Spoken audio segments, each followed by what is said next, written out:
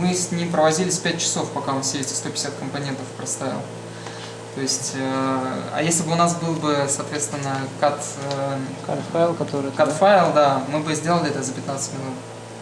То есть мы тупо бы загрузили. Но сегодня мы тренируемся, поэтому будем вручную устанавливать компоненты на плату. Так, нажимаем Edit, соответственно, и видим перед собой 3 вкладки. PCB Information, Feeder Settings и Component Setup. Так, камера там нормально видит? Да. Вот, здесь уже вот у всех вопросы возникают, как правило. Вот. Смотрите, сначала разберемся с PCB Information. Есть у нас PCB Feeder Settings, здесь активно только Tray Fixed. Почему? Потому что Rail Once это для Neoden 4 функция, когда есть конвейер, и Rail Multi это тоже для конвейерной машины Neoden 4. А это у нас Neoden 3V.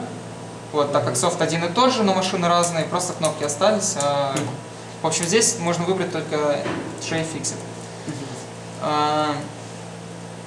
Идем дальше. Проанализит First Chip Setup у нас. А вот это что такое получается? Это тоже, наверное, для этого.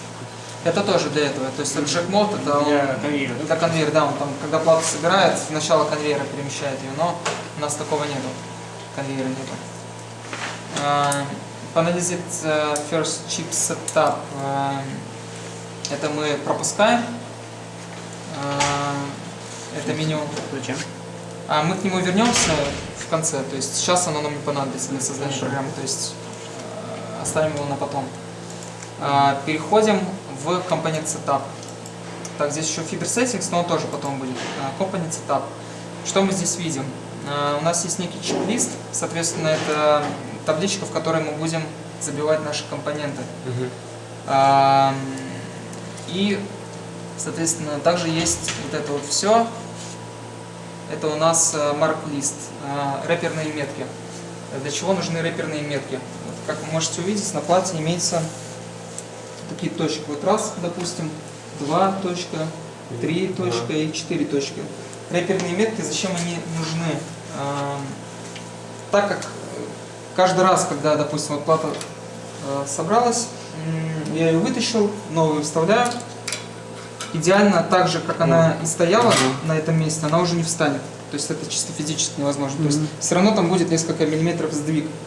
И поэтому, чтобы... Ну, а так как у нас координаты вбиваются относительно нуля, вот, если бы не было рэперных меток, тогда машина бы просто приехала бы и, получается, со смещением поставила бы компоненты. Чтобы этого не произошло, существуют рэперные метки. Для чего они нужны?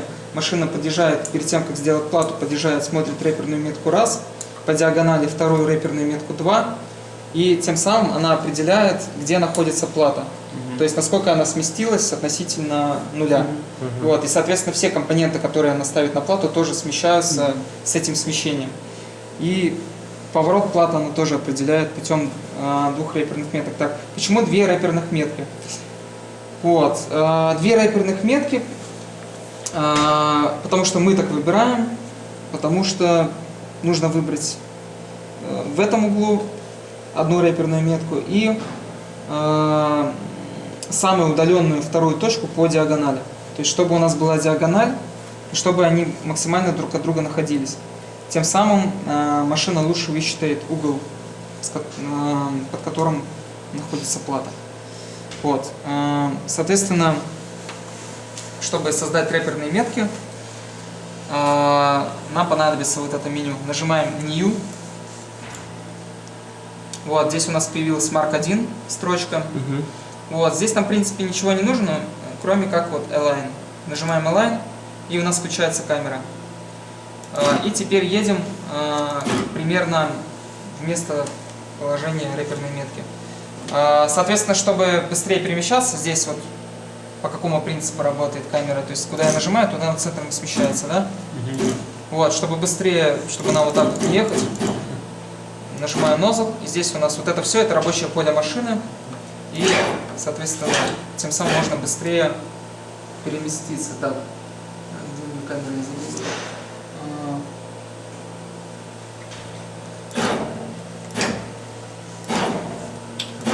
это красный. Нет, красная там иголка.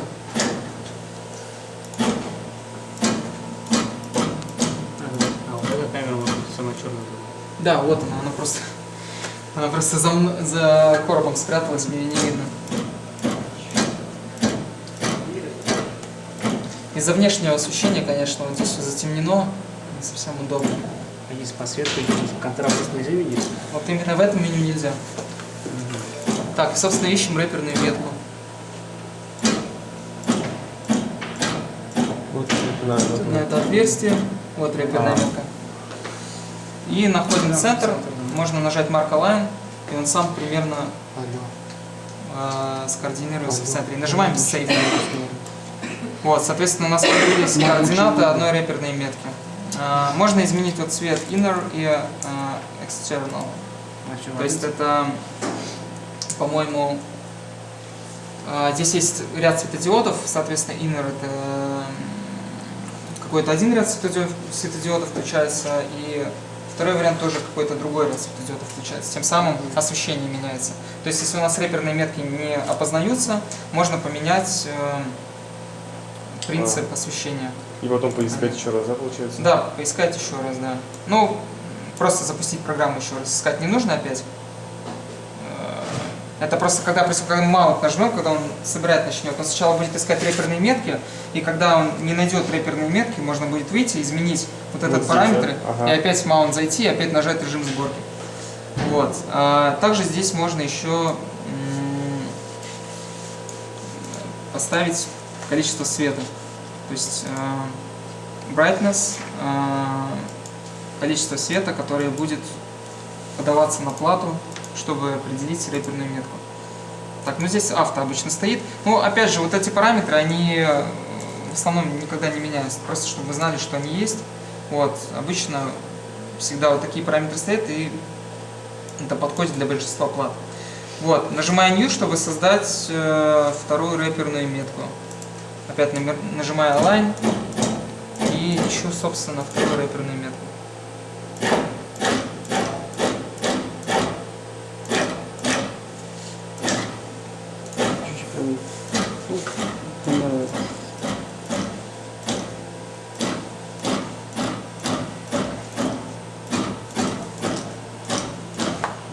Да, ладно.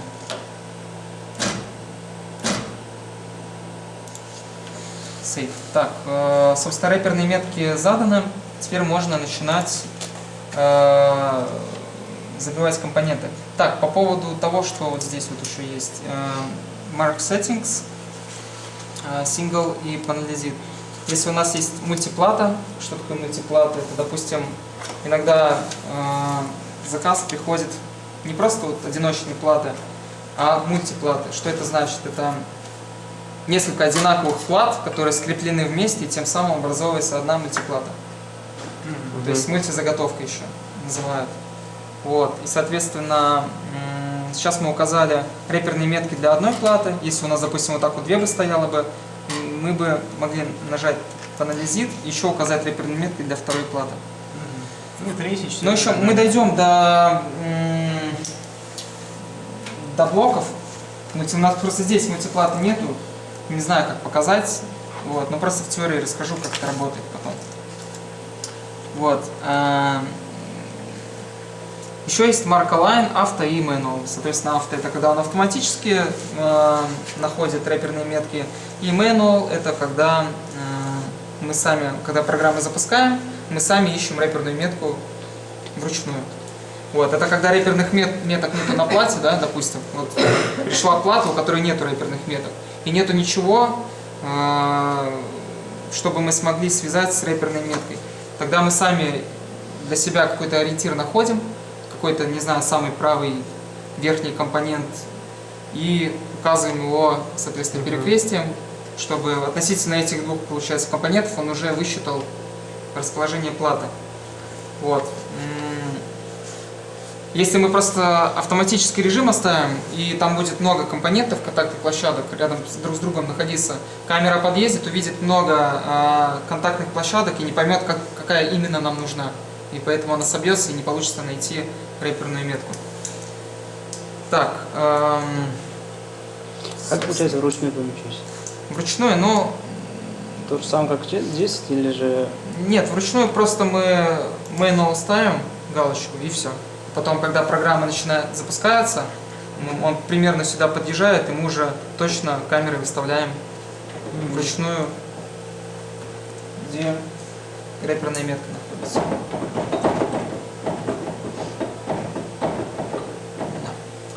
Ладно.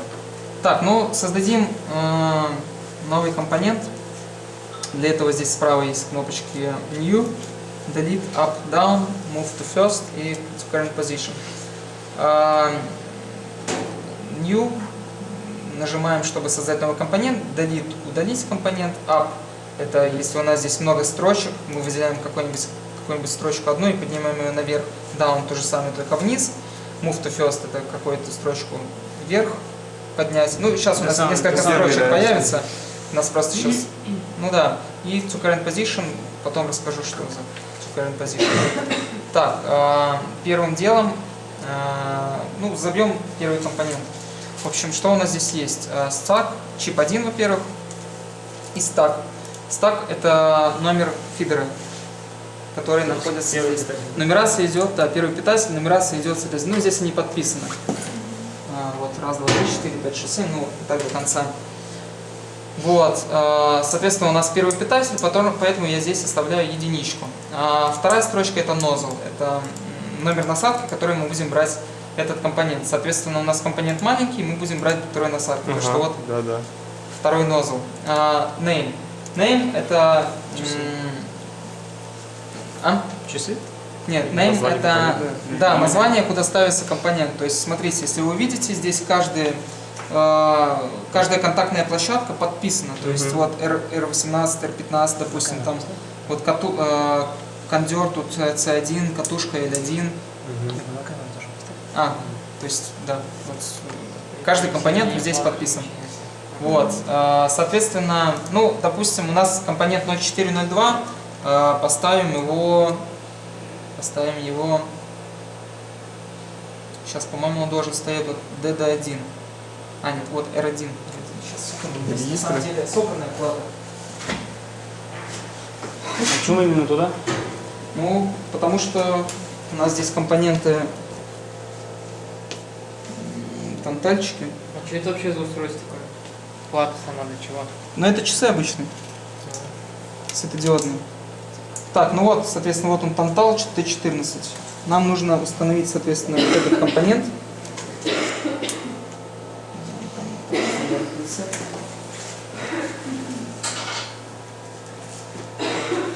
резистор, что ли? Ну это тантал, по-моему. Я в схемотехнике не силен, поэтому я не уверен. R вообще резистор, да. А нет, это C, это конденсатор. Конденсатор, это C14 конденсатор, да. Вот, соответственно, вот он наш компонент. Вот, нам нужно его установить вот сюда, получается. А вот откуда вот мы должны вообще понять, ну, куда какой Почему именно компонент его, устанавливается? именно туда? Но это техзадание, на схеме Да, написано, да. То есть по техзаданию уже будет собираться плата. Вот, все, разобрались, куда этот компонент ставить. Соответственно, это место называется C14 на плате. На самом деле не всегда место подписано на плате. То есть разные производители плат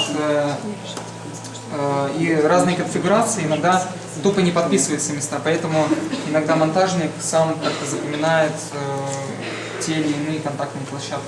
Вот, но в нашей ситуации все подписано, C14 называется. Идем дальше. Value и footprint. Соответственно, тоже важный момент. Что такое value, что такое footprint. Смотрите, есть у нас, допустим, здесь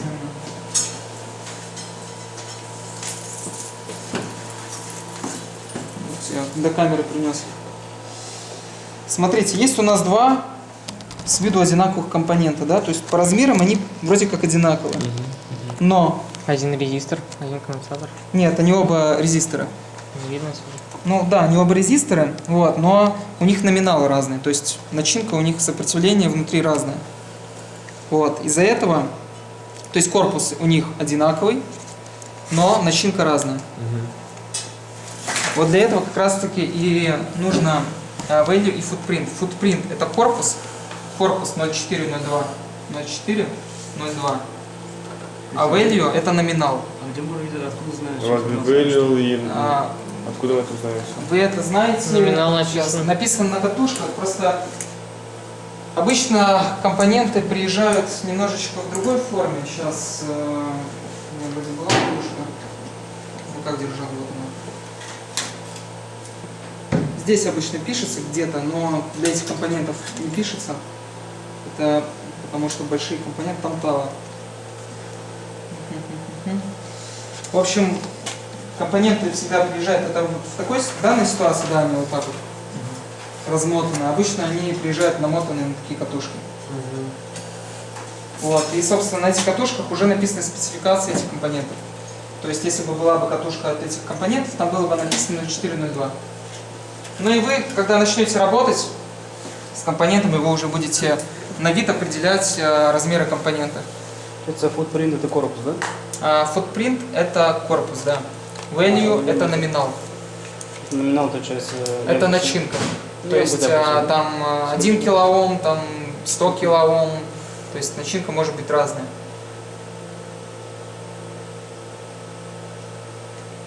Вот, соответственно, ну, вбиваем, пусть будет у нас, я не помню там. Но это Тантал вообще.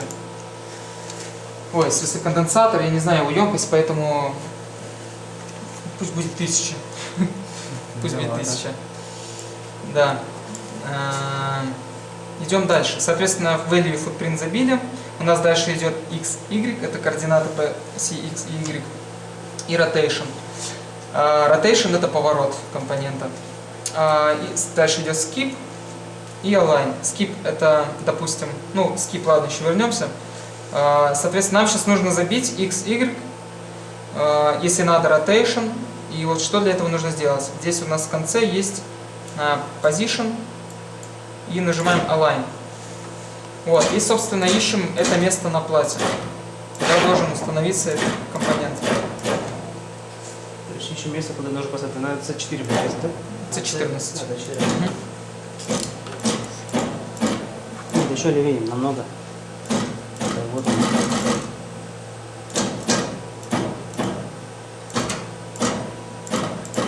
Не, левее, левее, левее. Еще. Стоп, чуть правее. Еще чуть-чуть. Ну вот он, C14, Примерно да. так вот. Соответственно, забиваю центр между контактными площадками. Нажимаю Save. Вот. Это получается позиция. Position, да. Ну, для каждого элемента все прописывать так надо. Да, да. Это же при первой настройке, потом, когда вторая плата будет, просто по реберным точкам будет сам автоматически. Ну да, это мы пишем программу один раз, а потом просто эту программу используем для всех плат. Ага, понятно. То есть это один раз делается. То есть если использовать кат-файл, выгрузку, то нам не нужно вот этим заниматься, просто выгружаем координаты и запихиваем программу, да. Вот, нюансы кат-файла тоже, конечно, печально, что у нас нету кат-файла. Вот. То есть даже по сути можно, если у нас есть программа, нам дали, допустим, заказчик дал платы, дал расходники, то есть компоненты. У нас есть программа, то есть мы на этой программе, допустим, плату сделали, потом закинули на флешку и закидываем сюда, и он потом начинает собирать, грубо говоря, да? Ну, грубо говоря, да, там, конечно, немножко побольше манипуляций нужно будет произвести, так, чтобы это все вкратце. впихнуть. Да, но в целом, да. В целом, да. Мне кажется, лучше на компьютере все это вбить что-нибудь так вот. Ну, хотя там как. Да нет, на компьютере, естественно, будет намного удобнее. То есть, допустим, вот сейчас мы будем, и вот если вот полностью плату делать, вот, это вот таким вот образом нужно сделать каждый компонент на плате. Это займет очень много времени. Вот. А так как вот эти платы создаются, соответственно, людьми, инженерами, они создают их в неких программах, наподобие CAM 360, Altium Designer, еще всякие программы, в которых можно, соответственно, взять просто плату и нарисовать ее, то есть и разместить компоненты на плате. Это потом просто он берет этот файл, отправляет на завод, и уже на заводе по этим чертежам создают плату. Вот. И, соответственно, при создании платы можно указать центра компонентов. Также в каждом редакторе плат есть выгрузка компонентов. можно сделать экспорт, и тогда все центра компонентов, то есть вот эти вот координаты по x, по y, выгрузятся на флешку, и, соответственно, можно взять из программы, совместить с этими центрами компонентов, и не придется вот так вот каждый компонент вбивать. Получается, все до единого, эти тоже все делаем. Ну да, да, обычно Если, делается на все. Плата же приходит прям вместе с пайкой, да, вот этой? Да, уже с лужеными контактами. Лужеными контактами, да. Да. То есть самим задавать их не надо, да, допустим? Лудить, в смысле? Да. Ну, нет, не нужно, конечно. Приходит, да, осталось только припой компонент поставить. То есть Да. ваша задача будет просто нанести припой и Вбить поставить сверху компонент. Вбить координаты, грубо говоря, Ну да, компонентов, да. они поставятся, потом Запихнуть в печку, да, и все это должно нормально Работать. запаяться. и работать. И работать, конечно. Да, это самое главное. Но не всегда выполнимое. Так, ладно. Ну, собственно, один компонент мы создали. Нет, еще вот rotation. Сейчас про rotation расскажу. Поворот. Соответственно, что такое rotation? Я уже заговариваться начал. Сейчас надо перерывчик небольшой буду сделать. Rotation – это поворот. Как понять, что нужен нам поворот или нет? Соответственно, смотрите, компонент у нас стоит в ленте, получается поперек, да? Контактная площадка у нас тоже как бы поперек стоит. То есть нам просто нужно взять компонент, не переворачивая его, установить на плату. То есть, если, допустим, стоит так, а на плаче он Если вот так вот стоит, то 90 градусов нужно нужно ставить. 10-90 градусов. А Да. как понять, расставим руку на 90, на 45 или на 50 градусов? Но это уже знать нужно. Это нужно знать, да? Знать, да, да. Нужно знать. Можно наугад забивать. Вот. Ну, естественно, когда вот вручную забивать вот эти вот компоненты, это, конечно, с ума, скорее всего, с этим можно будет. То есть это, да, это, ну, вот это вот легче собирать на той машине будет. Ну, вот это вот чисто вот простейшая машина на самом деле. Сейчас много информации, но в целом как бы здесь все запоминать не нужно. Вы половиной только будете пользоваться. Вот. Функционал здесь не очень большой. Так, соответственно, с rotation разобрались. Берет у нас nozzle компонент и ставит на плату. Поворачивать его не нужно.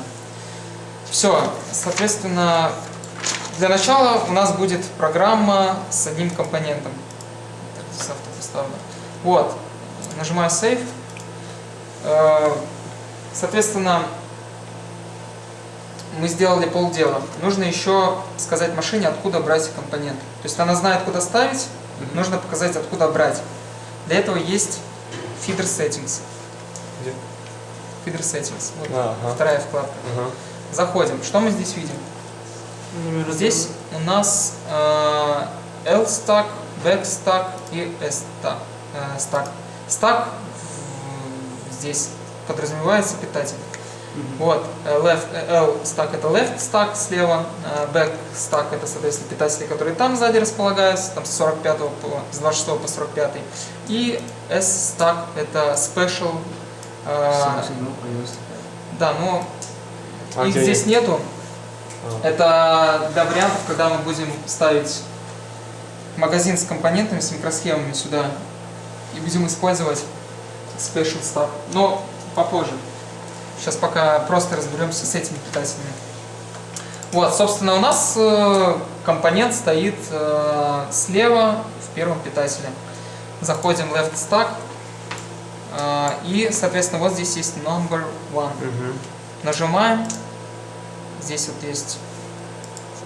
Еще раз нажимаем, если вот так вот нажимаем, как бы дважды нажимаем. Здесь у нас появляется наш компонент 0402 1К. Нажимаем, и все, он здесь появился. Вот.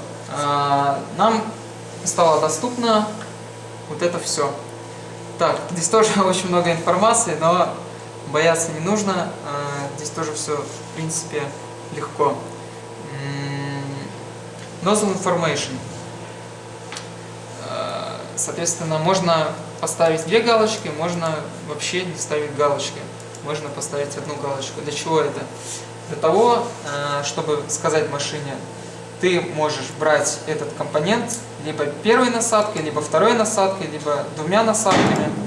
В общем, даем ей разрешение на то, что взять насадку.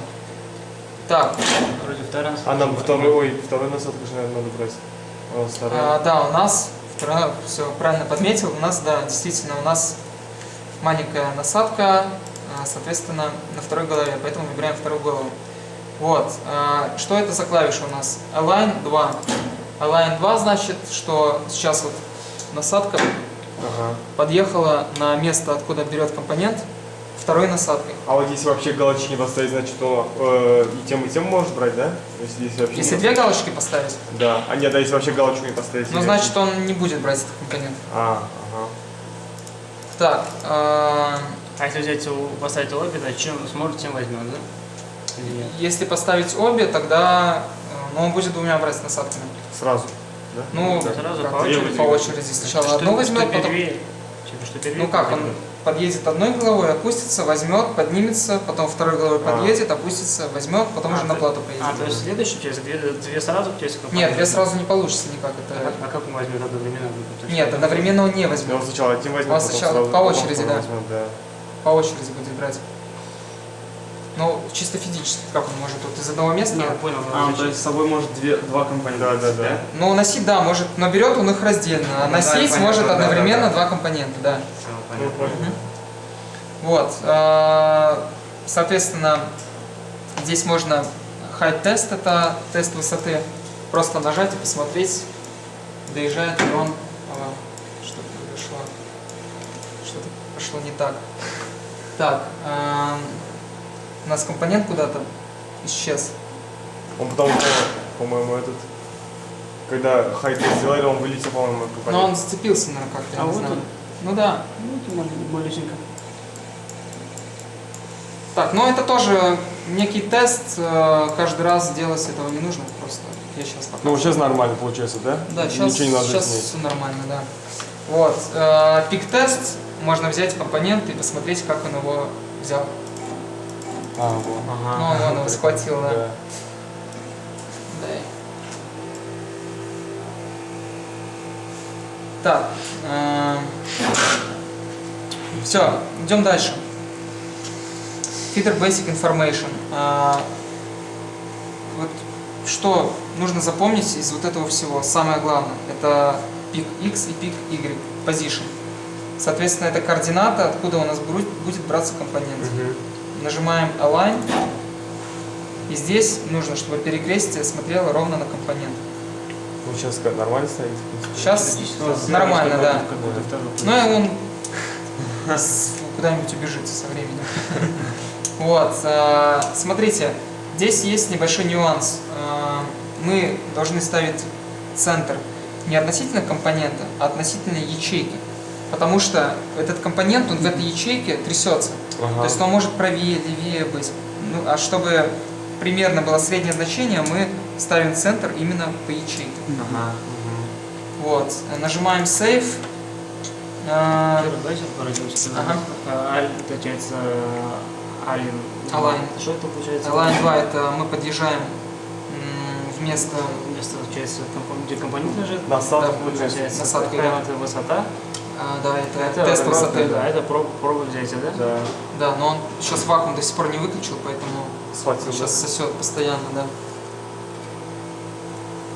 Ну пусть сосет, ладно. Хорошо. Мгм. Так, А вот остальные, допустим, что такое? идем дальше. Допустим,